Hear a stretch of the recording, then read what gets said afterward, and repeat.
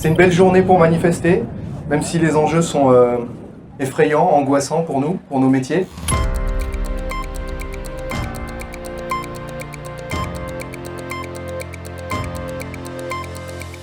C'est une journée marquante. Le thème de la journée d'aujourd'hui, de la manifestation, défendre les emplois de notre filière.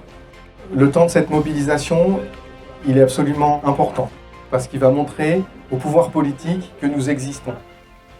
L'article 23, c'est un article qui vise à assimiler nos produits aux produits du tabac.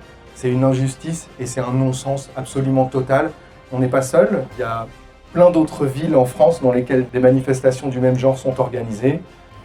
Et le fait qu'on puisse aujourd'hui se mobiliser, envoyer un message très fort et que nos élus puissent faire entendre le message qu'ils sont contre cette taxe et contre cette typologie d'encadrement du vapotage, nous permettra dans les années qui viennent de lutter contre cette taxe à Bruxelles.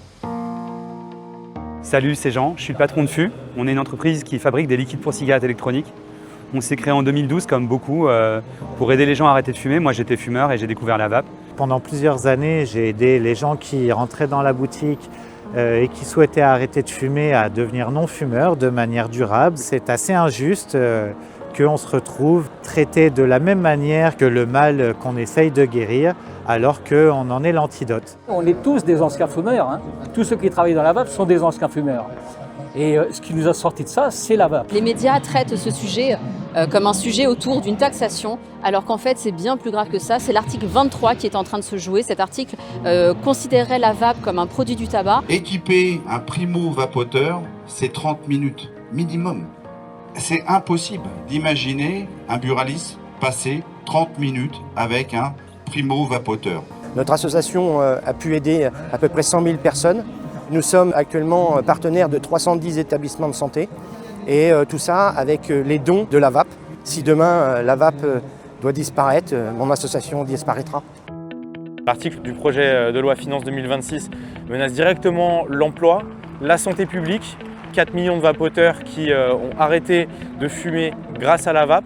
On assimile la vape au tabac. Aujourd'hui, notre profession est en danger véritable. On parle de, pour nous, 35 salariés, mais à l'échelle nationale, c'est colossal. Ça fait 13 ans, je représente 4 magasins de vape indépendants en région d'Île-de-France. C'est 10 emplois immédiatement menacés. Des boutiques indépendantes, des réseaux de boutiques, des distributeurs. Aujourd'hui, on estime qu'il y a 20 000 emplois en France qui sont menacés par ce qui est en train de se passer. Je suis là pour défendre la vape parce que ce métier, ça fait bientôt 14 ans que je le fais. Avec passion, on travaille beaucoup de professionnels de santé. On est les seuls dans le monde à avoir des liquides de cette qualité-là. La vape de France est une vape qu'on ne retrouve nulle part ailleurs. On a des normes AFNOR, des boutiques qui savent travailler entre elles, qui savent collaborer. Si la loi passe, je vais baisser le rideau. On a recruté plein de gens qui viennent de toute la France, du monde entier. Ça menace des emplois sur le terrain qui font pourtant un travail incroyable pour accompagner les gens dans l'arrêt du tabac. Il y a le commerce indépendant, mais il y a aussi des organisations avec Vapostore, Clopinette, Lapismog, Sigusto. J'ai ouvert 3 magasins pour accompagner les gens dans leur sevrage tabagique.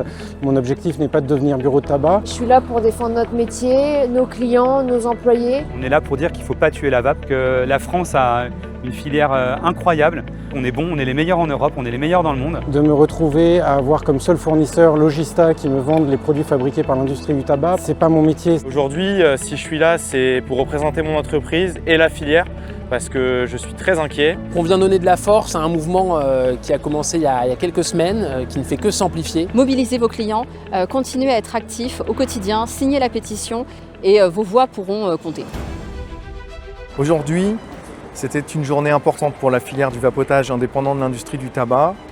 Nous sommes rassemblés à Orléans, plus de 350 personnes sont venues, fabricants de liquides, grossistes, distributeurs et surtout boutiques spécialisées, représentants de la vente en ligne également, tous ces métiers qui seraient impactés extrêmement durement si l'article 23 venait à passer en l'état dans le projet de loi de finances. Vaper n'est pas fumer et ce que cherche à faire cet article 23, c'est redéfinir le sens même, l'essence de nos produits pour les assimiler aux produits du tabac. Nous ne sommes pas l'industrie du tabac. Nos métiers, il faut les défendre, il faut les représenter, il faut les incarner.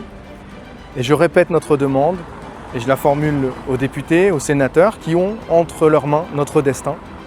Retirer les produits du vapotage de l'article 23 du PLF.